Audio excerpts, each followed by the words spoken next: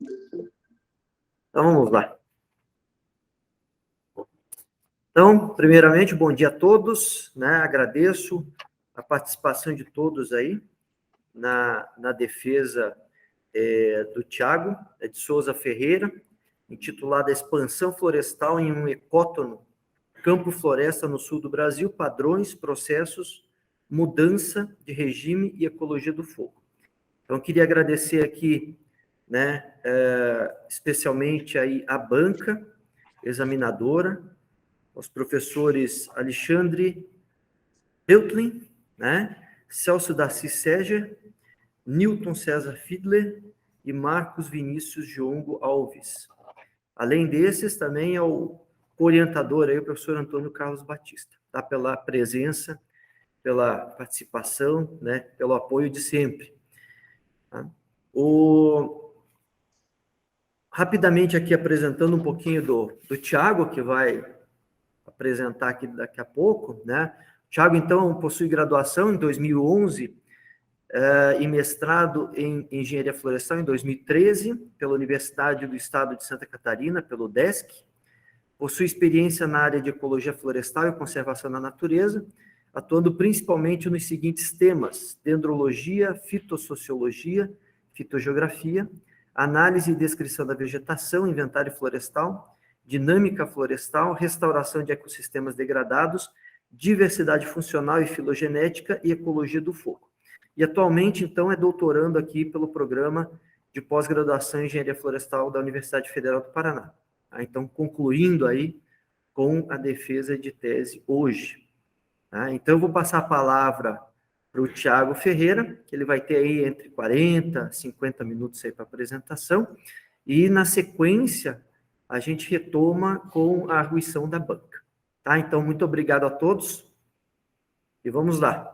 Tiago, agora eu fecho o microfone aqui, você abre aí com a tua apresentação.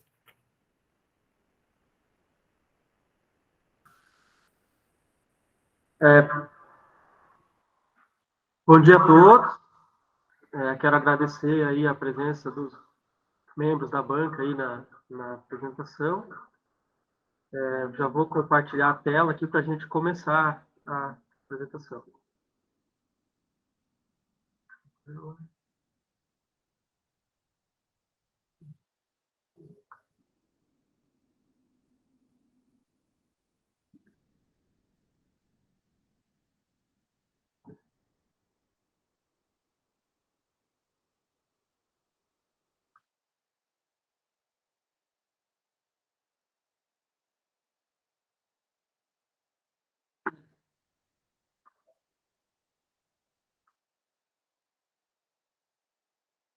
Bom, agora acho que está compartilhado, né? Está tudo certo. O título, né, da tese é A Expansão Florestal em um Ecótono no Campo Floresta, no sul do Brasil, no qual, né, nós analisamos os padrões, os processos, mudança de regime e ecologia do fogo. Fazendo um breve caminho, né, sobre o que a gente vai tratar aqui hoje, nós vamos falar primeiro dos aspectos gerais da tese, desculpa, a introdução, vamos falar um pouquinho da introdução, dos aspectos teóricos, né, do arcabouço teórico que conduziu nossas investigações, das perguntas, né, e dos objetivos que a gente traçou para a tese, né, das perguntas que nós queremos responder, e uma caracterização breve, né, da área, porque todos os outros processos, né, eles foram analisados na mesma área. E aí a gente vai fazer essa caracterização agora no início, já para adiantar, né, e depois a gente vai conversando, né, ao longo dos capítulos, né. Primeiro nós caracterizamos os padrões, né, das espécies, né, para verificar como que as espécies lenhosas, né, árvores e arbustos se organizam no processo de expansão florestal. Depois nós analisamos os processos, né, mais relacionados aos mecanismos de expansão, né, quais que são os mecanismos ecológicos que impulsionam a expansão florestal. Depois, no terceiro capítulo, né, nós analisamos as consequências ecológicas associadas, né, à expansão florestal em uma área de campo. E logo em seguida, né, na última parte, nós analisamos uma relação entre o comportamento e os efeitos do fogo, de modo a subsidiar, né, o uso prescrito do fogo, né, e gerar informações para que a gente avance, né, nessa linha de pesquisa em relação ao manejo do fogo na área de estudo, né? E depois nós vamos fazer um fechamento, né, das considerações finais, demonstrando, né, os resultados que nós encontramos e as recomendações para trabalhos futuros, né, que podem se apoiar nos resultados que a gente encontrou na nossa tese, né, nos nossos trabalhos.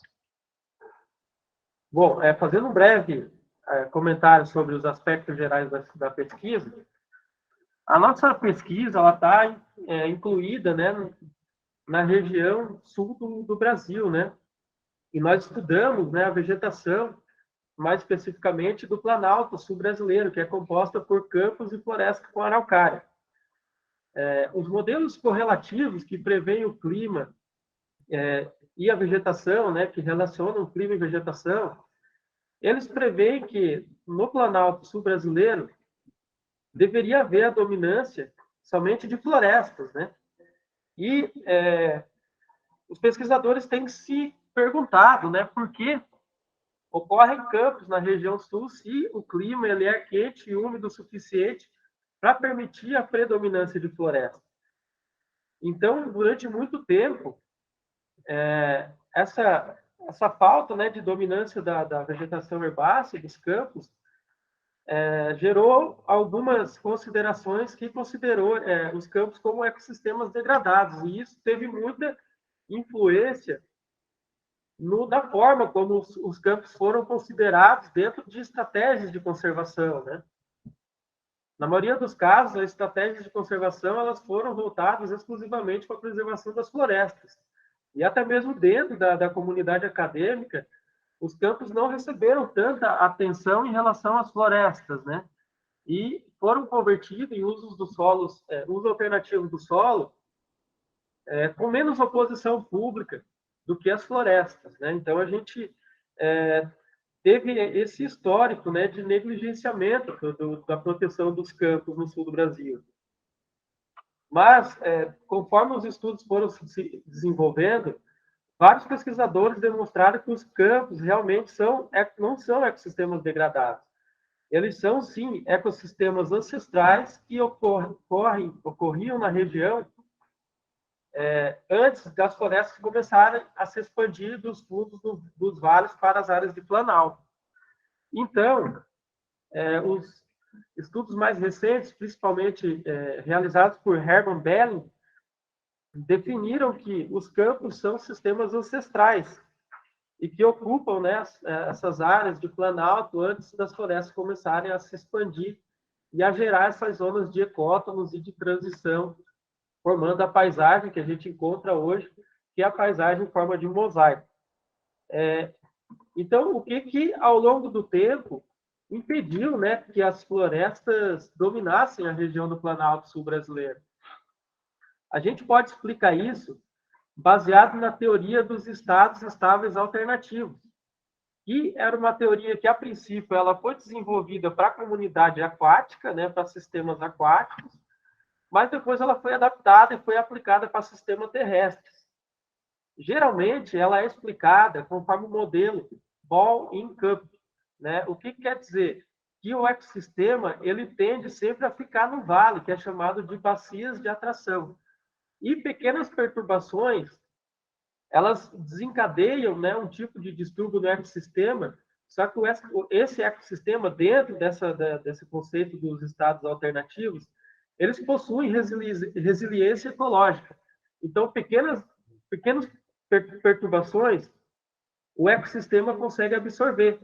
Só que existe um limiar de mudança de regime, um limiar de transição de estado, conforme as perturbações vão se acumulando, até que o ecossistema ele muda de um estado para o outro, e aí, para você reverter o ecossistema que sofreu a transição, para ele voltar para o estado original, precisa fazer um esforço muito maior, porque, geralmente, dentro dessa transição, existe um processo de esterese ecológica.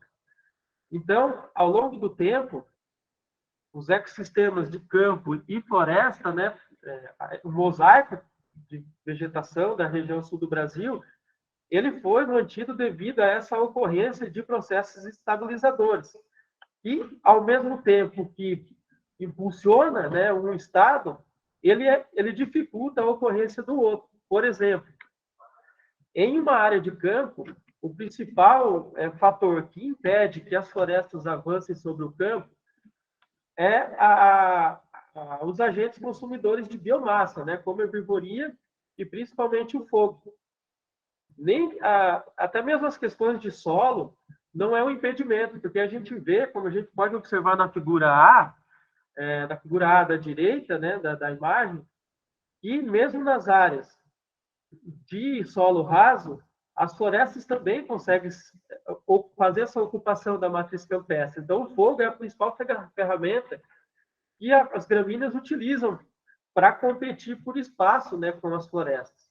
E as florestas, por outro lado, utiliza da sombra, né? Porque áreas sombreadas, como está mostrando aqui na figura B, quando o fogo chega na borda da floresta, essa área ela possui menor luminosidade, que consequentemente diminui a carga, né, de material herbáceo inflamável, e também diminui, né, aumenta a umidade relativa e diminui a velocidade do vento, que está relacionada à taxa de propagação do fogo. Então, esse é o contexto geral que mantém a paisagem de mosaico que a gente observa hoje no sul do Brasil. Bom, o nosso estudo, né, ele foi orientado por algumas perguntas que geraram algumas hipóteses, né? Primeiro, qual foi a primeira pergunta que a gente buscou responder? Quando o fogo é evitado, é possível observar o avanço de espécies lenhosas sobre a matriz campestre adjacente ao fragmento florestal? Como as espécies se estruturam nesse processo? Né? Isso nós queremos saber na primeira parte. Depois, quais são os mecanismos ecológicos que conduzem o processo de expansão florestal sobre os campos excluídos do fogo? Na terceira parte, né, a gente sai mais dessa parte de análise de padrões de processos e entra na parte de responder quais são as consequências ecológicas da expansão da floresta em uma área de campo. Como as espécies lenhosas se organizam, agora num ponto de vista de gradiente de adensamento e ocupação do campo por espécies lenhosas. Né? Como que o ecossistema responde a esse processo em termos de inflamabilidade e de resiliência ecológica. E aí, no final, né, no último capítulo, nós vamos tentar responder as perguntas. Né? É possível estabelecer uma relação entre variáveis coletadas pós-fogo e a intensidade e os efeitos do fogo? E outra coisa, né, a gente testou também situações que são adotadas amplamente dentro da ecologia do fogo e da ciência do fogo no geral. Existe uma grande tendência, né, de utilizar equações ajustadas em outros ambientes para aplicar os dados, né, os dados de pesquisa em outros locais. Então, a gente está questionando isso no último capítulo. A utilização de equações pré-ajustadas em outros ambientes é um procedimento adequado? Essas são as perguntas que a gente vai responder ao longo do nosso trabalho. Fazendo uma caracterização do Parque Estadual de Vila Velha, ele fica localizado, né, de uma forma macro-regional dentro do estado do Paraná e na região fitoecológica dos Campos Gerais do Paraná. Né? E é um mosaico, né, vegetacional que inclui campos, florestas, matas de galeria e possui, né, de certa forma, um pouco de influência da vegetação do bioma cerrado. E o Parque Estadual de Vila Velha, né, em si, ele foi criado com o objetivo de conservar os remanescentes campestres originais dos Campos Gerais do Paraná. Então, o parque ele tem um objetivo claro de conservação, que é conservar os remanescentes campestres. E a área do parque, né, ela é de 3.800 hectares, a altitude varia de 780 a 1.000 metros, e a precipitação anual é em torno de 1.500, com as chuvas bem distribuídas ao longo do ano e sem um período biologicamente seco, né? O nosso desenho amostral de coleta de dados nós utilizamos um critério, né, de inclusão de diâmetro, altura do peito, maior ou igual a 3 centímetros. Geralmente, quando a gente estuda vegetação de floresta, a gente utiliza um critério de 5 centímetros. Mas como nós queríamos ter uma visão mais abrangente da vegetação lenhosa que invade os campos, a gente baixou, né, esse critério de inclusão para abrigar uma quantidade maior de espécies e de formas de vida, né, principalmente arbustiva. E a área, né, que a gente fez o nosso estudo é uma área que foi excluída do fogo durante um período de 18 anos, né, de acordo com os dados da tese de doutorado da Bruna, que analisou o histórico de incêndios no Parque Estadual de Vila Velha. E como que a gente definiu as nossas parcelas de amostragem? Nós pegamos o plano de manejo do parque e buscamos uma área que estava definida como área de transição, estepe-savana. E dentro dessa área, dentro dessa área de transição, estepe-savana, nós presumimos haver uma tendência de expansão florestal, né? Que, na verdade,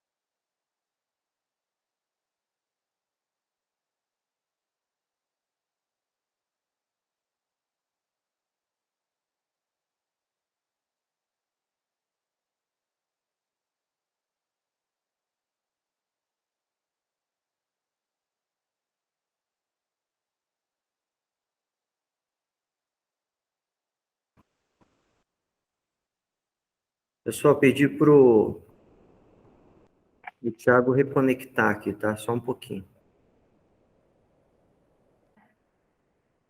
Pelo menos eu não caí ainda, né? Ainda estou aqui. O meu aqui está normal, voltou normal.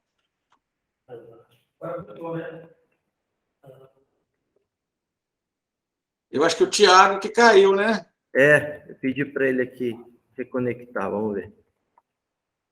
Tá voltando ali já. Aí, ó. Oi. Beleza. Aonde que caiu? Posso voltar? Acho que nessa mesa. Aqui nesse slide? Essa estava falando o último aí, a última parte do seu trabalho. Ah, tá. Como a gente definiu, né, a área de coleta de dados, né? Sim. Aí você estava na descrição do parque. Ah, tá. Então, peraí, eu acho que é nessa aqui. Isso. Hã? Tá. Deixa eu compartilhar.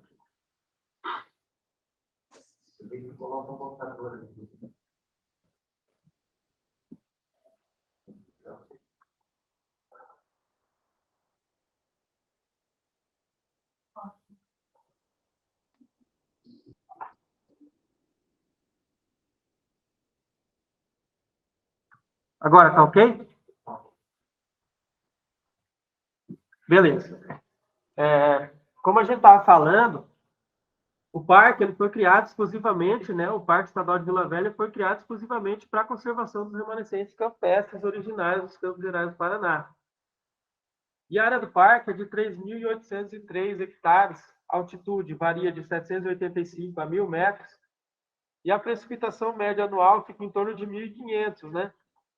Que significa que uma boa quantidade de precipitação, e essa precipitação ela é bem distribuída ao longo do ano, sem um período biologicamente seco, né? Falando um pouco, né, sobre o desenho amostral da coleta de dados da vegetação, Nós definimos um critério de inclusão de diâmetro, né, com diâmetro à altura do peito maior ou igual a 3 centímetros. E a área que a gente fez a coleta de dados era uma área que foi excluída do fogo durante o período de 18 anos. Né? Esses dados estão disponíveis na tese da Bruna Kowalczyk, né, que fez a análise do histórico de incêndios no Parque Estadual de Vila Velha. Como que a gente definiu, né, a nossa área de coleta de dados? Nós pegamos o plano de manejo do parque no local onde estava definido como área de transição estepe-savana. E nós presumimos que nessa área de transição estepe-savana estaria ocorrendo o processo de expansão florestal, né, que as árvores estavam se estabelecendo, espécies lenhosas, né, estavam se estabelecendo na matriz campestre. E aí, dentro dessa área que a gente escolheu, nós estabelecemos 5 transecções, né, 5 transectos de 50 metros de largura por 100 metros de comprimento, e subdividimos ele, cada transecto, em 20 parcelas. Então, no total, nós temos 100 parcelas de área amostrada, né? Bom, para ter uma ideia da nossa área de estudo, né, para visualizar ela, ela varia, né, desde de locais onde se assemelha mais a uma vegetação de campo limpo, há locais que têm uma vegetação intermediária e há locais que as árvores apresentam um adensamento maior, né? Apresentam maior quantidade de elementos lenhosos na matriz campestre. Bom, entrando na parte do estudo, né, dos resultados propriamente ditos, a gente estudou a diversidade, estrutura e ecologia de uma comunidade arbóreo-arbustiva estabelecida em um ecótono, né, de campo floresta excluído do fogo. Então, como a gente já conversou na parte da introdução, a alteração dos regimes de distúrbio é um dos principais motivos, né, que existem para ocorrer mudanças, né, na vegetação, nas zonas de contato entre campo e floresta, né? E quando os distúrbios são tirados desse sistema de contato, as espécies arbóreas elas acabam avançando, né? Só que até os dias de hoje nós não temos uma compreensão boa, né, de como as plantas lenhosas se organizam ao longo desse processo natural de expansão florestal. Então, a gente buscou nessa parte estudar justamente isso, né? Que foi definir, né, como que elas se organizam nesse processo. O que nós estudamos nessa primeira parte? Nós estudamos a diversidade de espécies, estudamos os aspectos ecológicos, né, que nós dividimos em formas de vida, síndrome de dispersão e grupo ecológico. Fizemos uma caracterização fitossociológica dessa área de ecótono, com os parâmetros fitossociológicos clássicos de Miller, Dombois e Ellenberg, lá de densidade, dominância, frequência e valor de importância. Fizemos uma análise estrutural de distribuição dos diâmetros e alturas em classes, né, de tamanho. E analisamos também os domínios ecológicos de ocorrência das espécies, para verificar qual a origem das espécies que formam, né, a vegetação da região dos Campos Gerais do Paraná. Os nossos resultados, eles apontaram a ocorrência de 595 indivíduos dentro das parcelas, né, que nós amostramos. E uma densidade por hectare em torno de 238 indivíduos por hectare, que correspondeu a 29 espécies diferentes dentro de 20 famílias, e foi observado o índice de diversidade de Shannon de 2,37, que, comparando com o índice de diversidade presente em floresta, ele pode ser considerado um pouco baixo. Mas dentro do contexto, né, da nossa área de estudo, que é uma zona de ecótono, a gente até ficou um pouco surpreso, porque várias espécies, né, conseguem se estabelecer, né, nessa zona, né, nesse processo de expansão florestal, né? Mas, por outro lado, né, o J, né, que é o índice de ecoabilidade de PLO, ele apresentou um valor de 0,70, indicando que existe uma tendência, né, de dominância ecológica nessa área. As formas de vida que nós encontramos, né, em relação aos aspectos ecológicos predominaram árvores, né? E a síndrome de dispersão e grupos ecológicos, eles se mantiveram relativamente equilibrados, né, entre esses dois aspectos ecológicos que a gente analisou. Em relação à análise fitossociológica, a gente observa que esses resultados, eles corroboram o que a gente estava tratando antes, né, que existe uma tendência de dominância ecológica. As 5 espécies com maior valor de importância representaram cerca de 69% da importância relativa da comunidade, né, com alta concentração do valor de importância de Cletis cabra, Myrcinium velata e Vernonanthera discola. Essas 3 espécies, por exemplo, Cletis cabra é uma espécie típica, né, dispersa pelo vento, tipicamente pioneira, né? E a Myrcinium velata, o gênero Myrcine em si, ele está historicamente associado ao processo de expansão das florestas sobre o campo. Quando Hermann Belling estudou um testemunho palinológico em Cambará do Sul, ele observou que os pólens os paleopólens de Myrcine, eles estiveram presentes numa zona de turfeira excluída do fogo, né? E que a Myrcine tem esse aspecto histórico de promover essa expansão florestal. E a Vernonanthera discolor é uma espécie que, o Paraná, ela é inclusive indicada como uma espécie indicadora, né, de estágio inicial pelas resoluções, a resolução do CONAMA, que define os estágios secionais no estado. A estrutura horizontal da nossa comunidade de ecótomos estudada, ela apresentou uma estrutura horizontal em o que é conhecido, né, como J invertido, com várias quantidades, né, com vários indivíduos presente nas primeiras classes e decrescendo a quantidade de indivíduos na medida que vai aumentando o tamanho, né, das classes de diâmetro. Então, com isso, a gente percebe que esse processo ele possui uma presença de estoque regenerativo. E isso vai ficando mais intensificado à medida que esses indivíduos pequenos vão crescendo, vão se desenvolvendo, e aí vão se tornando cada vez, vão se tornando fontes de propágulos, né? Então, a pressão para a transformação do campo em uma área florestal, ela vai aumentando ao longo do tempo. Em relação ao domínio ecológico de ocorrência dessas espécies, nós observamos que, exclusivamente, todas as espécies que nós mostramos, elas são típicas do domínio da Mata Atlântica, mas a maioria também ocorre no bioma do Cerrado, né? Então, a gente observa que o Cerrado possui, sim, uma forte influência sobre a formação da flora da região de estudo. Entretanto, né, pelo que a gente observou, o Parque Estadual de Vila Velha em si, ele não chega a apresentar elementos para ser classificado como um reduto de cerrado, mas sim ele indica que, no passado, essa região era tropicalizada, né? Bom, agora nós vamos falar, na terceira parte da apresentação, sobre os mecanismos ecológicos que impulsionam a expansão da floresta araucária em um ecótomo, né?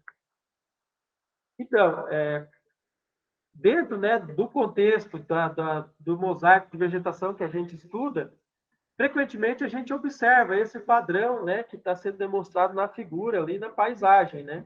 Espécies arbóreas, elas possuem a capacidade de sair das áreas de floresta e se estabelecer dentro das áreas de campo. E, geralmente, esse processo que a gente observa, ele apresenta padrões de nucleação, né? Criando núcleos que depois eles vão se desenvolvendo e acabam coalescendo entre si e formando áreas contínuas de vegetação. Nesse processo, a nucleação ela pode ser gerada por 2 mecanismos subjacentes: a facilitação e o efeito poleiro. né? Mas, embora vários estudos tenham estudado isso, nenhum deles separou a importância relativa da facilitação e do efeito poleiro, que é o que a gente tentou buscar nesse estudo. Para analisar o padrão de distribuição espacial das espécies e realmente, né, observar se elas apresentam o padrão de distribuição resultante do efeito da nucleação, nós utilizamos o índice de dispersão de morisita para analisar o padrão de distribuição espacial das espécies. E aí nós analisamos se as espécies, os grupos ecológicos, as formas de vida e a síndrome de dispersão apresentavam a distribuição aleatória, agregada ou uniforme. Uma outra análise que a gente utilizou foi a análise dos padrões de concorrência entre as espécies dentro das unidades amostrais. E a gente também analisou esses padrões de concorrência de acordo com estágios ontogenéticos, que são os estágios de desenvolvimento da vegetação. Nós consideramos como estágios ontogenéticos 2 estágios diferentes, juvenil e adulto. Juvenil, nós consideramos as espécies, os indivíduos, que tiveram um diâmetro à altura do peito menor do que 5. E adulto, nós consideramos os indivíduos que tiveram um diâmetro à altura do peito maior ou igual a 5. E aí a gente fez essa análise dos padrões de concorrência com base em uma equação de análise combinatória, e também a gente conseguiu analisar se a concorrência entre as espécies, elas apresentaram uma direção negativa ou positiva, para analisar se as espécies possuem a capacidade de filtrar a composição florística que ocorre ao seu redor. Em relação ao padrão de distribuição espacial, nós encontramos que praticamente todas as espécies apresentaram um padrão de distribuição agregado, com exceção de Myrcine coriácea, Clenchia popúnea, né, que é uma espécie típica de cerrado, e Vernonanthera discola. E a síndrome de dispersão, grupo ecológico e formas de vida também apresentaram um padrão agregado. Então, a gente observa que na nossa área de estudo, o principal mecanismo de expansão florestal é a nucleação, né, que prevalece, né, em relação ao avanço, né, das bordas da floresta. E é chamado, né, a nucleação é chamado de expansão aos saltos, né, por alguns autores. Um outro dado interessante que a gente observou que existe segregação espacial entre as síndromes de dispersão não zoocórica e zoocórica. E o que isso quer dizer? Indica que o efeito poleiro o efeito poleiro que acontece dentro desse processo de geração dos núcleos, ele é mediado pela recompensa dos frutos das espécies pré-estabelecidas na matriz campestre como fator de atração, e não como o empoleiramento em si. Porque se o empoleiramento fosse relevante como áreas de descanso, né, e de refúgio, a gente também haveria, né, a junção, né, da espacial das espécies zoocóricas e não zoocóricas. Isso não aconteceu no nosso estudo. Em relação à capacidade das espécies de filtrar a diversidade ao seu redor, nós destacamos os resultados de 2 espécies em especial, a Myrcina umbellata e a Cletis cabra. A Cletis cabra, ela atuou mais no sentido de um loci, né, um locus, né, um local de densidade. Por quê? Porque ela não facilitou, ela não ocorreu associada a outras espécies, né? Inclusive, ela obteve, né, uma direção de associação negativa com o Palicorea sessilis. E no caso da Myrcina umbellata, a gente observou que a Myrcina umbellata ela ocorreu como um loss de diversidade. E associado a essa espécie, a gente observou que várias outras espécies também ocorrem, né, se aproveitam, né, do que essa espécie pode oferecer em termos de efeito poleiro e facilitação.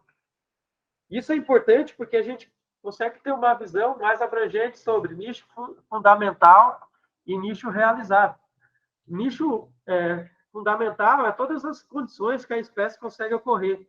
E nicho realizado é o que efetivamente a gente encontra. Então, a gente vê que Cleta escaba, ela acaba restringindo o nicho de Palicoreia cescens.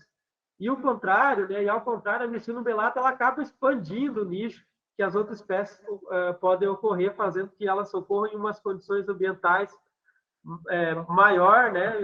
Em uma amplitude maior do que elas normalmente ocorreriam. Bom, a terceira parte, né, da quarta parte, terceiro capítulo da tese, nós analisamos as consequências ecológicas da invasão lenhosa, porque isso é importante para a gente saber se realmente os campos eles precisam de manejo, né? Se as consequências ecológicas forem negativas para manter o padrão de vegetação em forma de mosaico. Nós encontramos, dentro desse contexto, né, dessa análise, a gente tem áreas que são formadas por espécies arbóreas e por espécies herbáceas. E o intervalo longo, sem a ocorrência de fogo, ele acaba favorecendo a ocorrência de espécies tolerantes às sombras e sensíveis ao fogo, né? Que, consequentemente, essas espécies vão causar supressão do fogo devido ao sombreamento e aumento da umidade do ambiente, que vai diminuir a inflamabilidade do ambiente e vai manter o ecossistema fechado. Por outro lado, quando ocorre um incêndio florestal nessa área, ele vai abrir essa área, né? E vai, fazendo esse processo, ele vai favorecer a ocorrência da vegetação inflamável, vai favorecer a alta frequência de fogo e vai favorecer também a manutenção da biodiversidade das espécies exigentes de luz e resistente ao fogo. Então, nessa parte do nosso estudo, a gente buscou analisar se o aumento da densidade de árvores e arbustos na matriz campestre segue uma estruturação determinística, promovendo uma mudança de regime do ecossistema. Como hipótese, né, nós presumimos se o processo for orientado de modo determinístico em direção à predominância de espécies típicas de floresta, então uma mudança de regime pode ser possível e estimada, né, um limiar de transição. Dentro dessa parte, né, agora, dessa análise, nós inserimos um novo componente. E a nossa área de estudo, ela foi objeto de um incêndio florestal no ano de 2017. E dentro dessa área que foi incendiada, nós avaliamos a altura de carbonização para ter uma variável proxy, né, da intensidade do fogo, e avaliamos também a severidade do fogo com base nos dados de perda de área basal. Então, nós tínhamos os dados de área basal por parcela antes do incêndio, e aí a gente avaliou novamente um ano após o incêndio as parcelas e a vegetação contida, né, nas parcelas de amostragem, e classificamos essa perda de área basal dentro do intervalo de 0 e 1. O 1 significa que foi perdido todas, né? Houve a perda de toda a área basal que estava naquela parcela. E o 0 quer dizer que não foi perdido nada. Aí, chegando já na parte dos resultados, né? A gente fez, primeiramente, um dendrograma de distribuição das parcelas em função da similaridade florística entre elas, né? E depois nós aplicamos uma análise de perfil de similaridade para gerar grupos florísticos estruturais significativos, né? A gente fez isso com um dendrograma e análise de SimProof, né? Depois, nós pegamos os grupos do dendrograma e organizamos eles dentro de um espaço multivariado de uma ordenação de coordenadas principais, né? De uma análise de coordenadas principais. E nós observamos que existe, né, uma estruturação dos grupos em função da densidade de árvores que foi ajustada através de um modelo aditivo generalizado, que são as curvas de níveis que são representadas na ordenação, existe uma estruturação em função da quantidade de árvores por parcela. E a gente percebeu que a trajetória de desenvolvimento, do avanço da ocupação da área campestre por elementos lenhosos seguiu uma tendência ali apontada pelas setas vermelhas, né? Aqui nós temos o primeiro estágio de ocupação, depois nós passamos para o estágio amarelo, depois a gente passa para o estágio verde, depois para o estágio mais azulado, ali, ciano, né? Depois, o quinto estágio, que é esse estágio aqui que está representado pelas parcelas em azul, e no sexto estágio, que são as parcelas aqui representadas em roxo. E a gente observou que o modelo aditivo generalizado indicou que 55,4% da variação florístico-estrutural foi explicada pela densidade de espécies lenhosas. E nós obtivemos um R² de 0,5, significativo, né, ao valor de P menor ou igual a 0,05. Além disso, nós fizemos uma análise de espécies indicadoras, indival, que indicou para a gente, né, quais que são as espécies indicadoras de cada grupo. No grupo 3 e no grupo 4, que são os grupos de transição, nós não obtivemos espécies indicadoras nesse grupo. Entretanto, no grupo 1, nós observamos que a Cleta scabra era uma espécie indicadora. No grupo 2, a Myrcia splendens era uma espécie, foi indicada como espécie indicadora. No grupo 5, a espécie indicadora foi Mycinium bellato. E no grupo 6, a espécie indicadora foi Miconia seloviana. Então, agora a gente tem um panorama geral para seguir um padrão, né, para identificar a área de campo invadida por espécies lenhosas, para tentar enquadrar ela em determinados níveis, né, de avanço, né, níveis de ocupação do elemento lenhoso, né, da expansão florestal sobre os campos.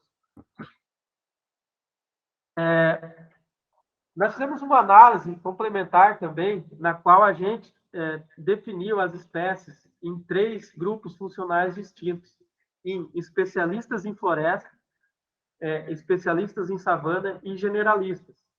Nós percebemos que as espécies especialistas em floresta, elas ocorreram, de acordo com o teste de Q² associado a uma tabela de contingência, desde o estágio inicial, do estágio 1 e 2, até o estágio 5 e o estágio 6.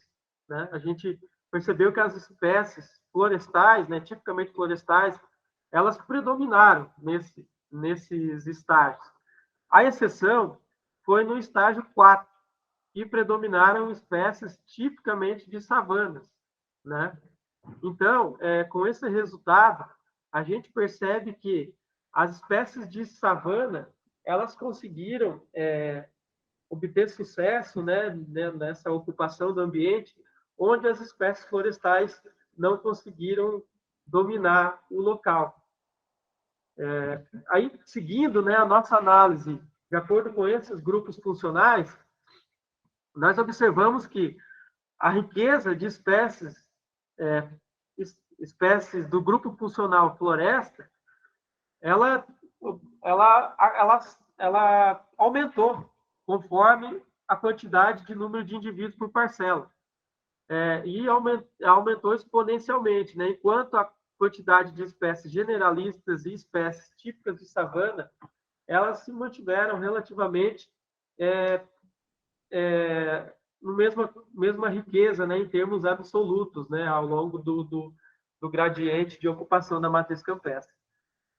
Em torno da proporção da riqueza de espécies, a gente percebeu que elas se mantiveram relativamente proporcionais, né, ao longo do gradiente de expansão.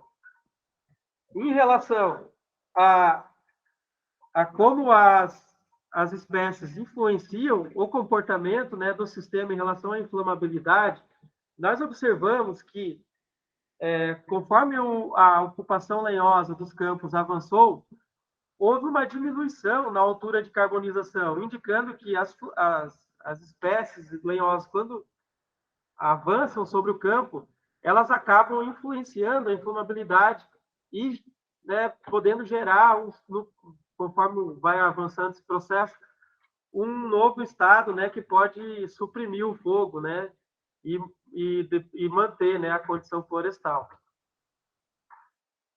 Em uma análise posterior, com o objetivo de encontrar um limiar de mudança de regime, nós observamos que a severidade do fogo, ou seja, a quantidade de área basal perdida por parcela, ela diminuiu ao longo do gradiente de área basal, né? Então, com isso, diminuiu também a capacidade do fogo em reverter o processo de ocupação da matriz campestre. E nós encontramos um limiar de mudança de regime equivalente a 32,3 metros quadrados por hectare.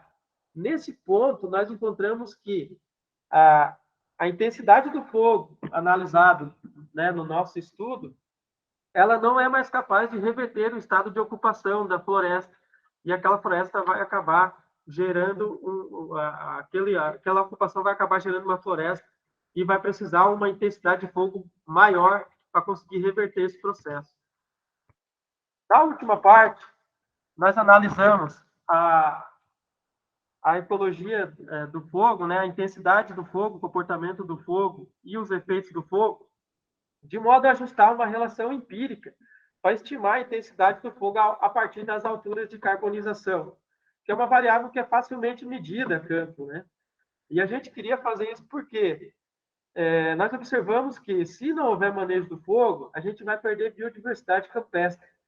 E a gente precisa ter essa relação para poder mostrar para a sociedade que o fogo, sim, é uma ferramenta de manejo e que, dentro de certas condições controladas e de forma prescrita, a gente consegue fazer um planejamento e manter, né, o ecossistema em uma condição desejada de conservação. E também, né, nós tivemos um outro objetivo, que foi desenvolver e avaliar modelos preditivos para estimar a altura de crescimento letal das folhas. Nós presumimos que é possível estabelecer uma relação empírica para estimar a intensidade do fogo a partir das alturas de carbonização e que a utilização de equações prontas, ajustadas em outros locais, pode não ser o procedimento apropriado, porque cada local ele tem a sua particularidade ambiental específica, né? E em relação à previsão da altura de crescimento, nós presumimos que modelos ajustados com dados empíricos apresentaram maior eficácia. Mas, por outro lado, depois a gente vai demonstrar que o ajuste exclusivamente com dados empíricos, ele acaba limitando, né, o nosso poder de extrapolar os dados para condições além das nossas condições de coleta de dados. Como que nós fizemos, né, a avaliação da intensidade dos efeitos do fogo? Nós utilizamos a altura de carbonização, que foi medida, né, imediatamente após o fogo, em uma semana antes da ocorrência de chuva, porque a chuva poderia mascarar essa altura de carbonização. E a altura de crescimento, nós avaliamos 2 semanas após a passagem do incêndio, porque foi o período que ficou mais evidente essa mudança na coloração das folhas, né, das espécies. Então, abaixo da linha de crescimento, as folhas ficaram num tom marrom, né, um tom de folha dessecada, e acima a folha manteve, né, o seu aspecto esverdeado natural. Para a obtenção das variáveis meteorológicas atuantes no momento do fogo, nós fizemos a reconstituição do incêndio com a utilização do software Flammap 6.0, e essa metodologia ela foi proposta pela Bruna Kowalczyk, né, durante a sua tese de doutorado. E a partir, né, do ponto de início do fogo e da previsão da trajetória de movimento do fogo, a gente conseguiu estimar o momento exato em que cada árvore foi atingida pelo fogo. E aí, a partir disso, nós buscamos no banco de dados meteorológicos do CIMEPAR as condições meteorológicas atuantes, né, no momento em que cada árvore foi atingida pelo fogo, para a gente conseguir jogar esses dados depois nas análises, né, de previsão da altura de crescimento. Bom, primeiro, né, a análise que nós fizemos. Qual que é o local ideal de medição da altura de carbonização? É possível, né, estimar a intensidade do fogo a partir da altura de carbonização? Nós também avaliamos isso. Verificamos também a aplicabilidade de modelos pré-existentes aos dados obtidos nesse estudo. Em uma segunda parte, nós modelamos a altura de crescimento com base na intensidade do fogo, na altura da chama, na temperatura e na velocidade do vento. Utilizamos duas abordagens, uma empírica e uma semifísica de Van Wagner. Para avaliar a acurácia dos modelos de previsão da altura de crescimento, nós utilizamos uma subgrupo de ajuste, de 75% dos dados, e um subgrupo de validação independente, né, uma amostra independente para validação de 25% dos dados. A primeira pergunta que nós vamos responder: qual a altura de carbonização a adotar? Nós presumimos que a melhor altura de carbonização fosse aquela que tivesse melhor correlação com a altura de crescimento, porque uma das premissas, né, para você ligar a intensidade e a severidade do fogo é que essas duas variáveis elas sejam correlacionadas entre si. Então, nós optamos, né, por indicar a altura de carbonização máxima como o melhor ponto de medição para inferir a intensidade do fogo a partir dessa variável. Em relação às outras alturas de carbonização, a carbonização média, ela vai, no ponto de vista prático, ela vai implicar duas medições. Você vai ter que medir a mínima e a máxima e depois tirar a média. E a altura de carbonização mínima nem sempre é presente nas árvores, porque às vezes a árvore não consegue formar uma altura de carbonização mínima e a gente não consegue ter uma observação clara, né, dessa altura em campo. Bom, a segunda pergunta que a gente buscou responder: a altura de carbonização é um bom substituto para a altura da chama? Né, a gente pode simplesmente utilizar a altura de carbonização para substituir a altura da chama? Para isso, nós nos apoiamos nos dados do professor Celso, que está aqui presente na banca, sobre as pesquisas que ele fez no município de Palmeira, né, a queima controlada, que foi realizada com os dados, né, de intensidade do fogo e altura da chama. E com base nos dados do professor Celso, nós ajustamos uma equação, seguindo o modelo de Byron, uma equação de potência, né? Então, a gente tem essa equação ajustada com a altura da chama, mas a variável que a gente tem é a altura de carbonização. E nós queríamos saber se simplesmente substituindo isso na equação seria um procedimento adequado. E a nossa premissa para avaliar se isso é adequado ou não, nós utilizamos a relação de Van Wagner, que diz que a altura de crescimento e a intensidade do fogo elevado na potência de 2/3, ela gera uma reta, né, uma equação linear que passa pelo ponto de origem. Fazendo isso para os nossos dados, nós encontramos a linha tracejada em azul, indicando que fazendo essa conversão pura e simples, a reta não passou na origem. Então, nós ajustamos uma nova equação sem intercepto, forçando a reta a passar na origem. E aí nós geramos uma nova equação da altura de crescimento de 0,1163 vezes a intensidade do fogo elevada a 2/3. Fazendo a inversa dessa equação, nós conseguimos encontrar que a intensidade do fogo ela pode ser obtida pela equação de a altura de crescimento dividido por 0,1163 elevado na potência de 3/2. E aí depois, né, fazendo esses ajustes, nós conseguimos encontrar que a intensidade do fogo ela pode ser estimada através dessa equação aqui que utiliza a altura de carbonização, né, que está ali no quinto passo, que é 449,581 vezes a altura de carbonização elevada a 2,43. E a utilização de equações prontas, ajustadas em outros estudos, é um procedimento adequado? Nós observamos que não. Nós utilizamos duas equações de Helling, Flanagan e Bergeron, e Weber, Hummel e Van Wagner. E a gente observou que, aplicando essas duas equações aos nossos dados, elas subestimaram, né, a intensidade do fogo, né? A equação que a gente ajustou anteriormente é representada por essa linha em vermelho, e as outras equações são representadas por essas linhas tracejadas. E nós observamos que não é um procedimento adequado. Cada estudo deve ajustar suas próprias equações para obter resultados mais confiáveis. Em relação à avaliação da capacidade preditiva dos modelos ajustados para a predição da altura de crescimento, nós encontramos que os modelos empíricos, né, do modo geral, eles apresentaram uma maior acurácia, de acordo com os critérios ali de avaliação que a gente utilizou. Mas, por outro lado, eles apresentam, vamos dizer assim, um sobreajuste exclusivo para o nosso amplitude de dados. Se a gente utilizar as equações do nosso modelo empíricos, né, para outros dados de outros ambientes, provavelmente vai gerar resultados muito ruins.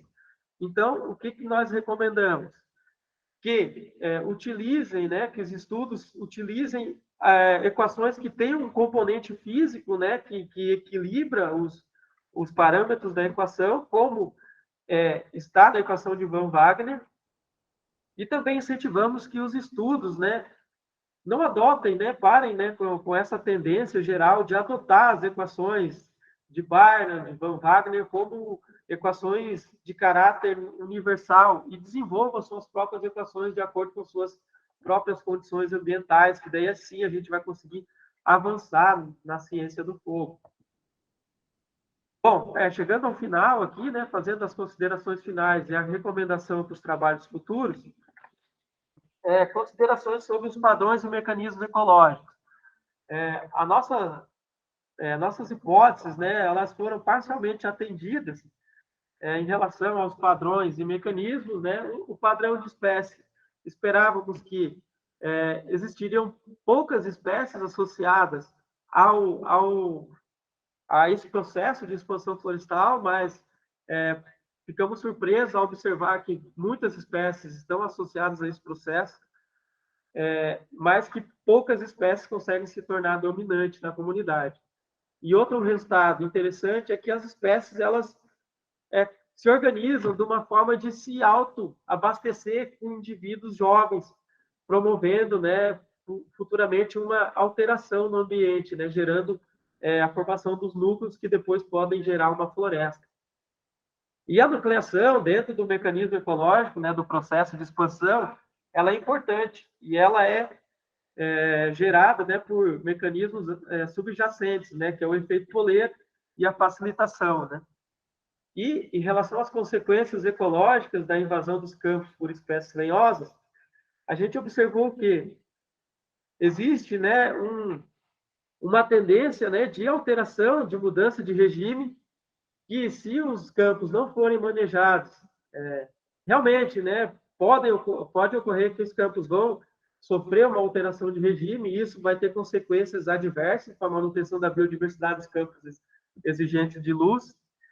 E a gente observou que é possível, né, a gente promover interações entre o comportamento do fogo e os efeitos, principalmente a intensidade do fogo, com base nas variáveis de fácil medição que nós tivemos nesse estudo, mas que a gente tem que analisar essas informações criteriosamente, né, para poder gerar estimativas confiáveis e não utilizar equações prontas desenvolvidas em outros estudos e tratar elas como de natureza universal. Recomendações para trabalhos futuros. De um modo geral, a gente recomenda, né, que sejam ampliadas, né, as pesquisas que tratam desse tema para verificar se os padrões do processo ecológico que nós encontramos aqui são padrões universais para a nossa região de estudo. Verificar se existem alguns outros limiares, né, ecológicos que podem estar associados à mudança de regime, porque isso habilita, né, a gente a manejar um ecossistema de modo a ultrapassar esses limiares e fazer a transição de estado, ou então a manejar o ecossistema a não ultrapassar o limiar e manter, né, as paisagens em formato de mosaicos.